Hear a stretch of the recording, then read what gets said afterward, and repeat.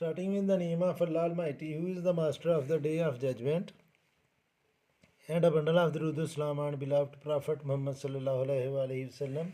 Dear students, exercise 9, question number 7, and the statement of question number 7 is, in the figure, ये figure students आपके सामने है, AB is 6 centimeter and BD is 9 centimeter. Find the diameter of smaller circle.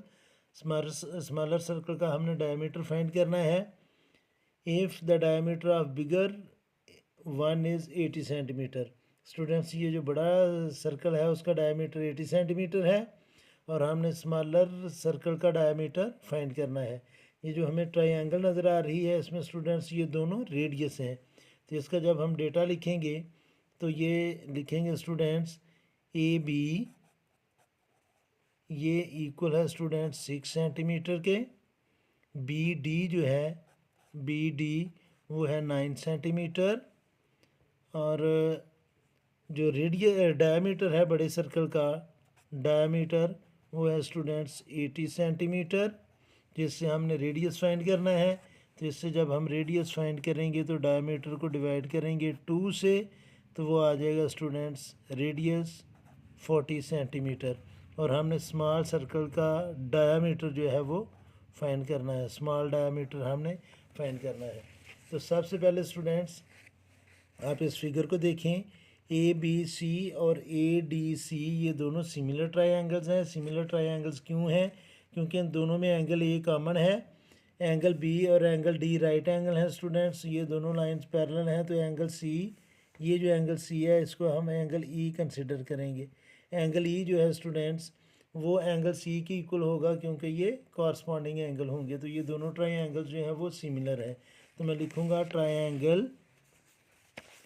Triangle A B C, triangle A B C ये students similar है triangle A D E के. A D E के ये दोनों triangle similar हैं. मैं explain कर चुका हूँ कि क्यों सिमिलर हैं. अगर आपने रीज़न लिखनी है तो हम लिख सकते हैं कि एंगल ए इज़ कॉमन, दोनों का सेम एंगल है. और एंगल बी और एंगल डी जो है वो राइट एंगल हैं. एंगल बी ये इक्वल है स्टूडेंट्स एंगल डी के, और इसकी रीज़न है कि ये दोनों राइट एंगल है. और फिर एंगल सी और एंगल ई इक्वल होंगे क्योंकि ये कॉम्प्लीमेंट्री एंगल्स होंगे एंगल ए के. तो ये सिमिलर होगी. अगर ये दोनों ट्रायंगल सिमिलर हैं तो इनकी कॉरस्पॉन्डिंग साइड जो है students A B over A D ये इक्वल होगा students B C over D E के. और तीसरी साइड ए सी और ए ई हमें रिक्वायर्ड नहीं है. ए सी और ए ई की हमें बिल्कुल ज़रूरत नहीं है.